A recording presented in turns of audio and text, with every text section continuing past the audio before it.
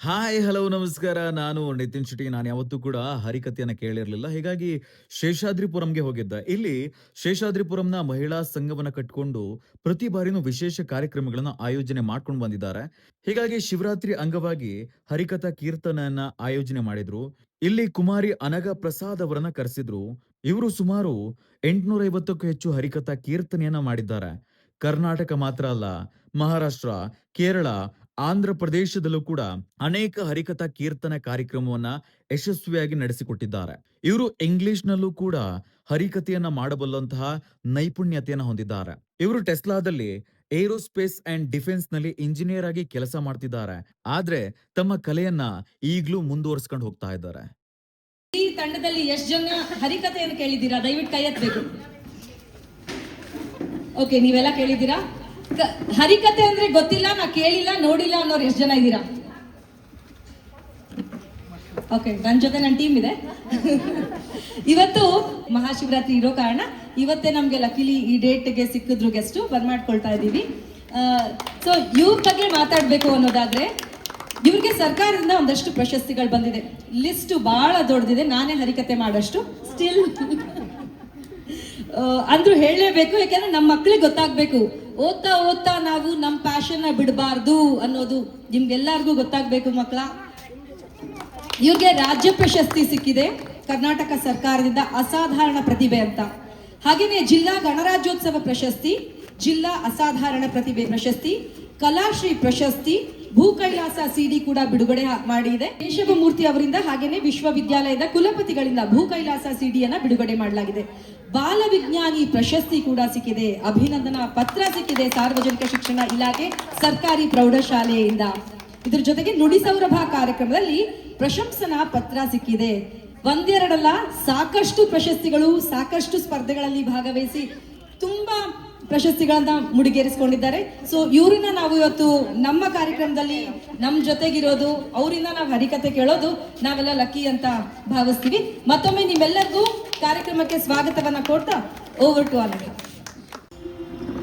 ಓಂ ಶ್ರೀ ಗಣೇಶಾಯ ನಮಃ, ಶ್ರೀ ವಾಗ್ದೇವಿ ನಮಃ, ಶ್ರೀ ಗುರುಭ್ಯೋ ನಮಃ, ಪರಮ ಗುರುಭ್ಯೋ ನಮಃ. ಹರಿ ಓಂ. ಶುಕ್ಲಾಂಬರಧರಂ ವಿಷ್ಣುಂ ಶಶಿವರ್ಣಂ ಚತುರ್ಭುಜಂ ಪ್ರಸನ್ನವದನಂ ಧ್ಯಾಯೇತ ಸರ್ವವಿಘ್ನೋಪಶಾಂತಯೇ, ಸರ್ವವಿಘ್ನೋಪಶಾಂತಯೇ. ಸರಸ್ವತಿ ನಮಸ್ತುಭ್ಯಂ ವರದೆ ಕಾಮರೂಪಿಣಿ, ವಿದ್ಯಾರಂಭಂ ಕರಿಷ್ಯಾಮಿ ಸಿದ್ಧಿರ್ಭವತು ಮೇ ಸದಾ. ಗುರುಬ್ರಹ್ಮ ಗುರುರ್ವಿಷ್ಣುಃ ಗುರುದೇವೋ ಮಹೇಶ್ವರಃ, ಗುರು ಸಾಕ್ಷಾತ್ ಪರಂ ಬ್ರಹ್ಮ ತಸ್ಮೈ ಶ್ರೀ ಗುರವೇ ನಮಃ. ಕಲ್ಯಾಣಾದ್ಭುತ ಗಾತ್ರಾಯ ಕಾಮಿತಾರ್ಥಪ್ರದಾಯಿನೇ ಶ್ರೀಮದ್ ವೆಂಕಟನಾಥಾಯ ಶ್ರೀನಿವಾಸಾಯ ತೇ ನಮಃ.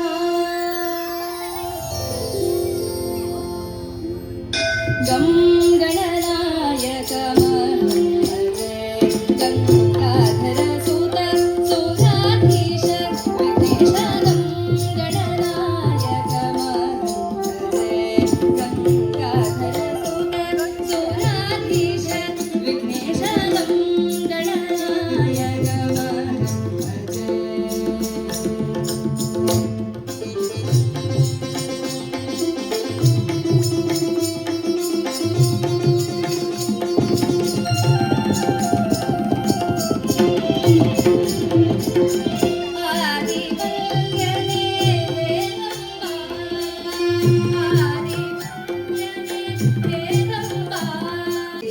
ಸಾಂಬ ಸದಾ ಶಿವ ಸಾಂಬ ಸದಾ ಶಿವ, ಸಾಂಬ ಸದಾ ಶಿವ ಸಾಂಬ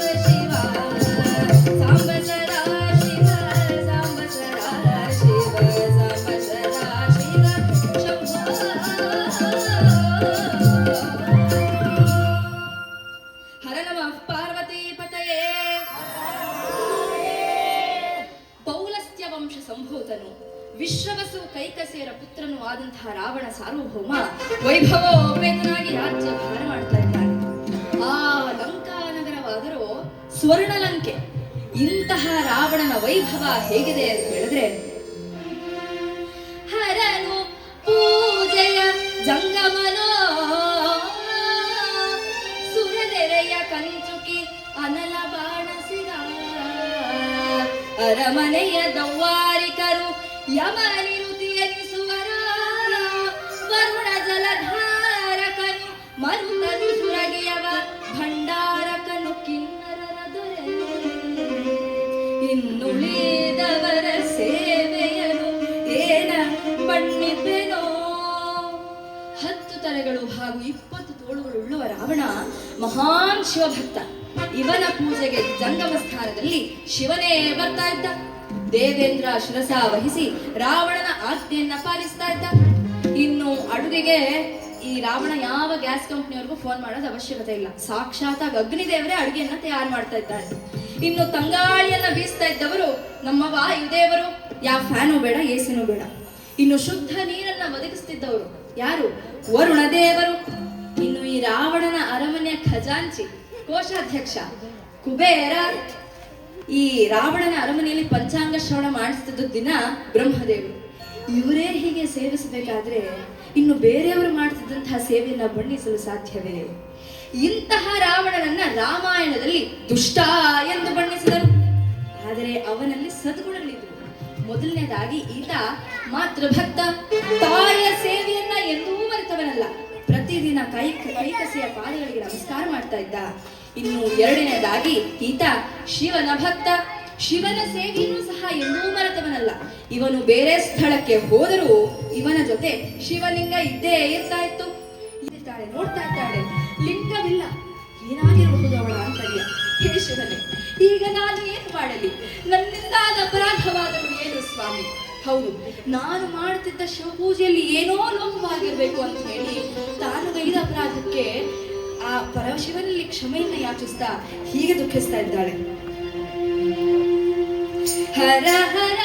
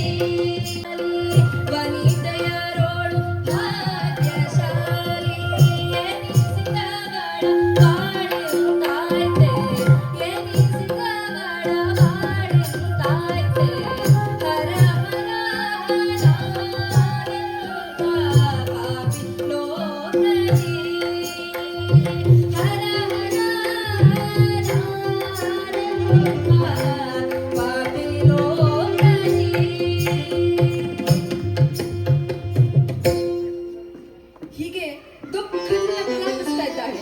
ಧಾರಾಕಾರವಾಗಿ ಕಣ್ಣಲ್ಲಿ ನೀರನ್ನು ಸುರಿಸ್ತಾ ಇದ್ದಾಳೆ.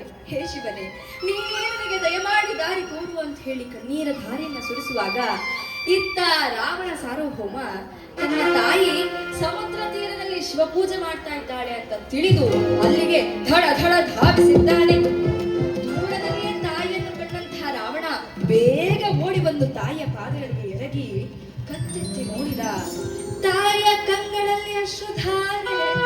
ರಾವಣನ ಮನಸ್ಸಿಗೆ ತುಂಬಾ ನೋವಾಗಿದೆ. ಅಮ್ಮ, ನಿನ್ನ ಈ ದುಃಖಕ್ಕೆ ಕಾರಣವೇನು ತಾಯಿ? ಅವರು ಯಾರೇ ಆಗಿರಲಿ ಶಿಕ್ಷಿಸಿ ನಿನಗೆ ಸಮಾಧಾನ ನೀಡ್ತೇನೆ, ಹೇಳಮ್ಮ ಅಂತ ಹೇಳಿ ರಾವಣ ಕೇಳಿದಾಗ ಆ ತಾಯಿ ಕೈಕಸಾದೇವಿ ಹೇಳ್ತಾ ಇದ್ದಾಳೆ, ಕಂದ, ನಾನು ಭಕ್ತಿಯಿಂದ ಮಾಡುತ್ತಿದ್ದ ಶಿವಪೂಜೆಗೆ ಭಂಗ ಉಂಟಾಯಿತು ಕಂದ. ಆ ದುಃಖ ನನ್ನನ್ನ ಕಾಡ್ತಾ ಇದೆ ಅಂತ ಹೇಳಿದಾಗ ಆ ರಾವಣ ತನ್ನ ತಾಯಿಯನ್ನ ಹೀಗೆ ಕೇಳ್ತಾ ಇದ್ದಾನೆ.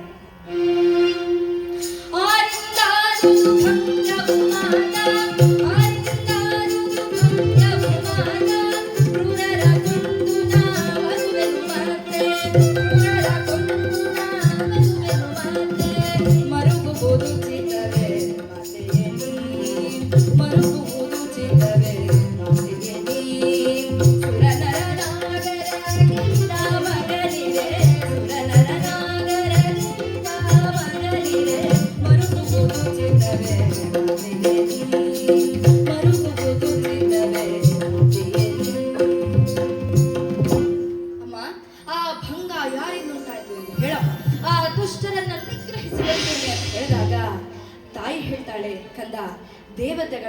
ನಾಗದೇವತೆಗಳ ಅಥವಾ ನರರಿಂದ ಈ ಕೃತ್ಯವಾಗಿಲ್ಲ. ಸಮುದ್ರ ದೊಡ್ಡದಾದ ಅಲೆಯೊಂದು ಭರ್ಜನೆ ಬಂದು ನಾನು ನಿರ್ಮಿಸಿದ್ದ ಲಿಂಗ ಪ್ರಸಾದ ಎಲ್ಲವನ್ನೂ ಹೋಯಿತು ಕಂದ ಅಂದಾಗ ರಾವಣನು ಕೋಪದಿಂದ ಆ ಸಮುದ್ರರಾಜನಿಗೆ ಇಷ್ಟು ಸೊಕ್ಕೆ ಅವನ ಹೊಟ್ಟೆಡಗಿಸಿ ಬರುತ್ತೇನೆ. ಅಮ್ಮ, ಆ ಸಮುದ್ರ ರಾಜ ಎಲ್ಲಿ ಹೋಗ್ತಾನೆ? ಇಲ್ಲೇ ಇರ್ತಾನೆ. ಅವರನ್ನ ನಾವೆಲ್ಲ ವಿಚಾರಿಸ್ಕೊಳ್ತೀನಿ. ಮೊದಲು ಈಗ ನೀನು ಹೇಳು, ಯಾವ ತರಹದ ಲಿಂಗವನ್ನ ಪೂಜೆ ಮಾಡ್ತಾ ಇದ್ದೆ? ಅಂತಹದ್ದೇ ಲಿಂಗವನ್ನು ತರಿಸ್ತೇನೆ ಅಂತ ಹೇಳಿದಾಗ ತಾಯಿ ಹೇಳ್ತಾಳೆ, ಕಂದ, ಲಿಂಗವನ್ನು ತರಿಸುವ ಅಗತ್ಯವಿಲ್ಲ. ನಾನು ಮರಳಿನಲ್ಲಿಯೇ ಶಿವಲಿಂಗವನ್ನ ನಿರ್ಮಾಣ ಮಾಡಿ ಪೂಜೆ ಮಾಡ್ತಾ ಇದ್ದೆ ಕಂದ ಅಂತ ಹೇಳಿದಾಗ ರಾವಣ, ಹೌದೇ, ಇನ್ನೊಂದು ಶಿವಲಿಂಗವನ್ನು ನಿರ್ಮಾಣ ಮಾಡುವಂತ ತಾಯಿಗೆ ಹೇಳಿ ಆ ಕೈಕಸಾ ದೇವಿ ಮತ್ತೊಂದು ಶಿವಲಿಂಗವನ್ನ ನಿರ್ಮಾಣ ಮಾಡುವಷ್ಟರಲ್ಲಿ ಪುರೋಹಿತರನ್ನ ಕರೆಸಿದ್ದಾನೆ ರಾವಣ. ಅವರು ಸಂಕಲ್ಪ ಮಾಡಲು ಸಿದ್ಧರಿದ್ದಾರೆ. ಈ ಸಮಯದಲ್ಲಿ ರಾವಣನ ಮನಸ್ಸಿಗೊಂದು ವಿಚಾರ ಹೊಳಿತು. ಏನು? ನನ್ನ ತಾಯಿ ಸಮುದ್ರ ತೀರದಲ್ಲಿ ಮರಳಿನಲ್ಲಿ ಶಿವಲಿಂಗವನ್ನು ನಿರ್ಮಾಣ ಮಾಡಿ ಪೂಜೆ ಮಾಡ್ತಾ ಇದ್ದೆ ಅಂತ ಹೇಳಿದ್ಲು. ಸಮುದ್ರದ ಅಲೆಯೊಂದು ಬಂದು ಲಿಂಗ ಕೊಚ್ಚಿ ಹೋಯಿತು ಅಂತ ಹೇಳಿ ದುಃಖಿಸ್ಬೇಕೆ? ಬೇಡ. ಇಂತಹ ವೀರ ಪುತ್ರನಿರುವಾಗ ನನ್ನ ತಾಯಿಗೆ ಇಂತಹ ಚಿಂತೆ ಏಕೆ? ನಾನು ನನ್ನ ತಾಯಿಯ ಶಿವಾರ್ಚನೆಗಾಗಿ ಮಹತ್ತರವಾದ ಲಿಂಗವನ್ನೇ ತಂದೊಪ್ಪಿಸುತ್ತೇನೆ ಎಂದು ತಾಯಿ ಕೈಕಸೆಯ ಬಳಿಗೆ ಬಂದು, ಅಮ್ಮ, ಆಶೀರ್ವಾದ ಮಾಡು ತಾಯಿ, ಘನಕಾರ್ಯ ನಿಮಿತ್ತ ಹೊರಟಿದ್ದೇನೆ ಅಂತ ಹೇಳಿದಾಗ ತಾಯಿ ಹೇಳ್ತಾಳೆ, ಕಂದ, ನನ್ನ ಆಶೀರ್ವಾದ ನಿನ್ನ ಮೇಲೆ ಸದಾ ಇರುತ್ತೆ. ಏನಿನ್ನ ಘನ ಕಾರ್ಯ ಎಂದಾಗ, ಅಮ್ಮ, ನಿನ್ನ ಶಿವಾರ್ಚನೆಗಾಗಿ ನಾನು ಮಹತ್ತರವಾದ ಲಿಂಗವನ್ನು ತಂದೊಪ್ಪಿಸುತ್ತೇನೆ, ಹಾಗಾಗಿ ಆಶೀರ್ವಾದ ಮಾಡು ತಾಯಿ ಎಂದಾಗ ಕೈಕಸಾದೇವಿ ಕೇಳ್ತಾಳೆ, ಕಂದ, ಯಾವ ತರಹದ ಲಿಂಗವನ್ನ ತರುವ ಸಂಕಲ್ಪ ನಿನ್ನದು ಎಂದಾಗ ರಾವಣ ಹೀಗೆ ಹೇಳ್ತಾ ಇದ್ದಾನೆ, ಕೈಲಾಸಕ್ಕೆ ನಾಂ ತೆರಳುತ್ತೇ ಶೈಲಾತ್ಮಜಯ ರಸನ ಅಂಘ್ರಿಗಳಂ ಭಜಿಸಿ ಮೇಲಹ ವರಗಳಂ ಪೊಂದುತೆ ಭೂಲೋಕಕ್ಕೆ ತರುವೆನೋ ಶಿವನಾತ್ಮಲಿಂಗವ ಹರಸೋ ಮಾತಾ ಹರಸೋ ಮಾತಾ. ಅಮ್ಮ, ನಿನ್ನ ಶಿವಾರ್ಚನೆಗಾಗಿ ನಾನು ಶಿವನ ದಿವ್ಯವಾದ ಆತ್ಮಲಿಂಗವನ್ನು ಬೇಡಿ ತಂದು ಧರೆಗಿರಿಸುತ್ತೇನೆ ಅಂತ ಹೇಳಿ ವಚನವಿದ್ದಾಗ ಆ ಕೈಕಸಾ ದೇವಿ ಆನಂದ ಭಾಷ್ಪ ಸುರಿಸ್ತಾ ಇದ್ದಾಳೆ. ಅಲ್ಲ, ಲಿಂಗ ಕೊಚ್ಚಿ ಹೋಯಿತು ಅಂತ ಹೇಳಿದ್ರೆ ಶಿವನ ದಿವ್ಯವಾದಂತಹ ಆತ್ಮಲಿಂಗವನ್ನೇ ತರ್ತೀನಿ ಅಂತ ಇದ್ದಾಳಲ್ಲ, ಎಂತಹ ಪುತ್ರ ಅಂತ ಹೇಳಿ. ಮಕ್ಕಳು ಯಾವತ್ತೂ ಸಹ ತಾಯಿ ತಂದೆಯರ ಕಣ್ಣಲ್ಲಿ ನೀರನ್ನು ತರಿಸಬಾರದು, ಅವರ ಕಣ್ಣೀರನ್ನ ಒರೆಸಬೇಕು. ಹಾಗೂ ಒಂದು ವೇಳೆ ತಾಯಿ ತಂದೆಯರ ಕಣ್ಣಲ್ಲಿ ನೀರನ್ನು ತರಿಸಿದ್ರು ಅಂತ ಹೇಳಿದ್ರೆ ಅದು ಆನಂದ ಭಾಷ್ಪವಾಗಿರ್ಬೇಕು.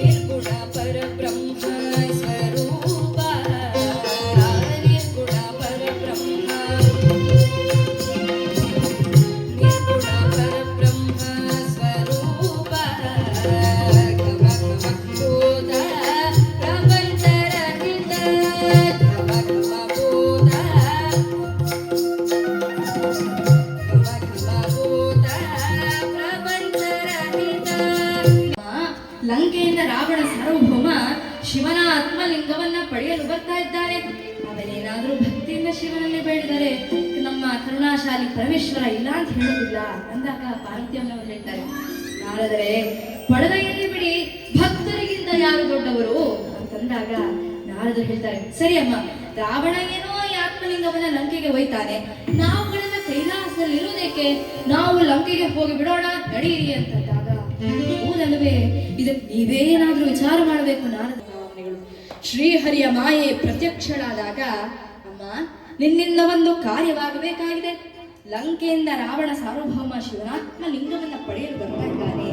ಇನ್ನೇನು ಆತ ಆತ್ಮಲಿಂಗವನ್ನ ಬೇಡಬೇಕು ಎಂಬ ಸಂಕಲ್ಪದಲ್ಲಿರುವ ಬರುವಾಗ ನೀನು ಅವನ ಮನವನ್ನು ಹೊಕ್ಕಿ ಆತ್ಮಲಿಂಗವನ್ನ ಬೇಡದಂತೆ ಇನ್ನಾವುದಾದರೂ ಬೇರೆ ವರವನ್ನು ಬೇಡುವಂತೆ ಮಾಡುತ್ತಾಯಿ ಅಂತ ಹೇಳಿ ಪ್ರಾರ್ಥನೆ ಮಾಡಿಕೊಳ್ತಾರೆ. ಅದಕ್ಕೆ ಶ್ರೀಹರಿಯ ಮಾಯಿ ಸಮ್ಮತಿ ನೀಡಿದ್ದಾಳೆ. ಇತ್ತ ರಾವಣ ಸಾರ್ವಭೌಮನಾದರೂ ಕೈಲಾಸ ಪರ್ವತಕ್ಕೆ ಬಂದು ನಿಂತಿದ್ದಾನೆ.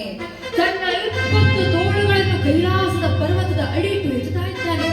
ಇವನ ಭಕ್ತಿಗೆ ಆ ಕೈಲಾಸ ಪರ್ವತವೇ ಅವನ ಕೈಗೆ ಬರ್ತಾ ಇದೆ. ಗಹಗಹಿಸಿ ನಗ್ತಾ ಇದ್ದಾನೆ. ಈ ಕೈಲಾಸ ಪರ್ವತವನ್ನೇನಾದ್ರೂ ನಾನು ಎತ್ತಿ ಲಂಕೆಯಲ್ಲಿ ನಿಲ್ಲಿಸಿದರೆ ನನ್ನ ಸಮಾನರು ಯಾರೂ ಇಲ್ಲ ಎಂದು ಕಾರಣ ವೇದ ನಗ್ತಾ ಇದ್ದಾನೆ. ಕಣ್ಣು ಮುಚ್ಚಿದಂತಹ ರಾವಣ ಈಗ ಕಣ್ಣು ಬಿಟ್ಟ. ಭಕ್ತಿ ಭಾವ ಹೋಗಿ ಅಹಂಕಾರ ಪ್ರಾಪ್ತವಾಗಿದೆ.